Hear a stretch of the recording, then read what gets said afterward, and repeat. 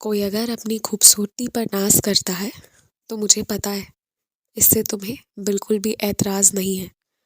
लेकिन कोई जब तुलना करता है या फिर तुम्हें नीचा दिखाता है तो तुम डर जाते हो, तुम बहुत बेचैन हो जाते हो। पर याद रखना, एक बात अच्छे से याद रखना, ये रंग रूप इनका कोई मायना नहीं होता। एक समय के बाद ना इन्हें ढल जाना है, इन्हें परिवर्तित हो जाना है। तुम इन बातों की फिक्र मत करो। और ऊपर वाले के घर ना देर थी, माना थोड़ा देर हुआ, पर अब तुम्हें इंसाफ मिलेगा।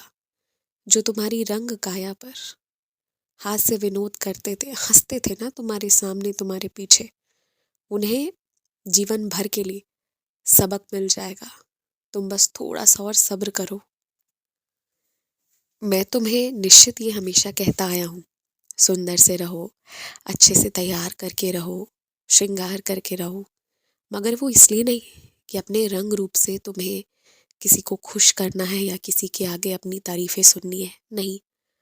वो तो इसलिए कि वो तुम्हारा ना आत्मविश्वास बढ़ाए, तुम्हें अंदर से अच्छा लगे।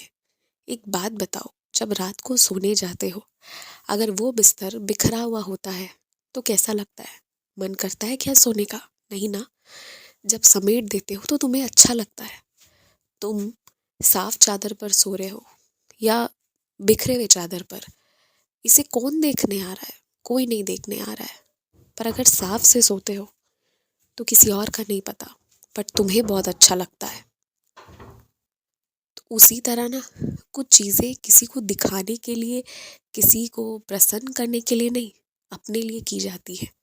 और जिस पल, जिस क्षण तुम प्रसन्न रहोगे ना, अंदर से आत्मविश्वास एकदम दृढ़ रहेगा, तो उसी क्षण ना सभी से, चारों ओर से तुम्हें तारीफ, प्रशंसा यही सुनने को मिलेंगी। भक्ति का कोई एक सटीक ढंग नहीं होता, अलग अलग तरीके होते हैं। हाँ, सुनो, जो जो बता रहा है सुनो, कुछ ना कुछ सीखोगे ज़रूर। जिसने जो किया है वो अपने ही तरीके को सर्वोत्तम मानेगा और वो वही बता पाएगा।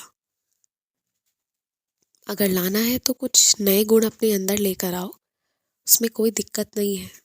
पर ये मत सोचना कि तुम्हें जो मालूम है या तुम जो करना चाहते हो वो गलत है या कुछ गलत होगा, ऐसा कुछ नहीं है। डरना कभी मत।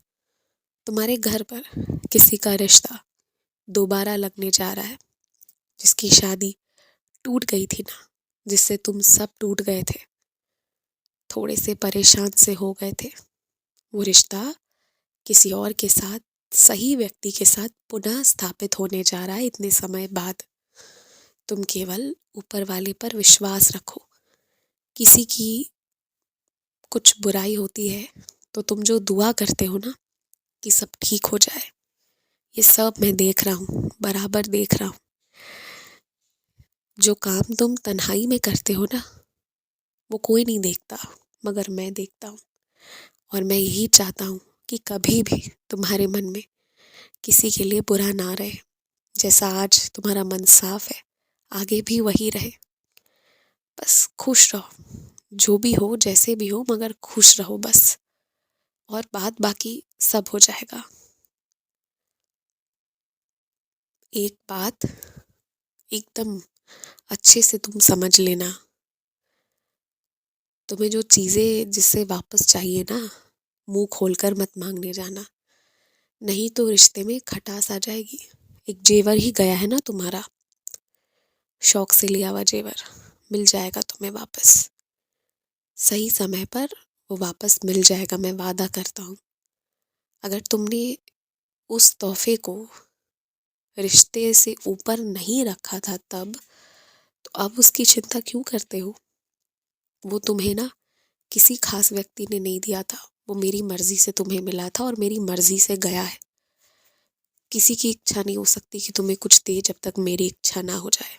तो तुम ये ना सोचना कि तुम्हारा जेवर चला गया, कहीं नहीं गया है। जहाँ जाना था वहाँ तक पहुँचा है और जब आना होगा तुम्हारे पास आ जाएगा। दुआओं में बहुत शक्ति होती है, प्रार्थना में बहुत शक्ति होती है, उसे कभी कम मत आंकना। ये मत सोचना कि अगर आज चीज़ें उलट फेर हो रही हैं तो कभी ठीक नहीं होंगी। प्रार्थना करोगे तो सब ठीक हो जाएगा। प्रार्थना का असर सबके मन, सबके दिल, सबके ऊपर पड़ता है, इसलिए प्रार्थना करो। जैसे अब शब्द का असर पड़ता है ना सब पर, ठीक उसी तरह प्रार्थना का भी असर सभी पर पड़ता है, तो प्रार्थना करो। मित्रता जिससे तोड़ने का ख्याल आ रहा है ना, मित्रता तोड़ना मत। आजीवन मित्रता रहेगा और ये लोग अच्छे हैं, तुम्हारे लिए बिल्कुल बुरे नहीं हैं। पर हाँ, थोड़ा सा अलग होना ज़रूरी है। बहुत ज़्यादा जीवन में एक दूसरे के प्रवेश कर गए हो, इतना हस्तक्षेप ठीक नहीं है। इसमें थोड़ी सी दूरी बनाओ।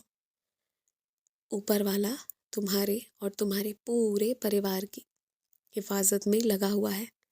रहम नज़र है मेरी तुम पर, फिक्र मत करो। सब अच्छा हो रहा है, आगे भी सब अच्छा होगा।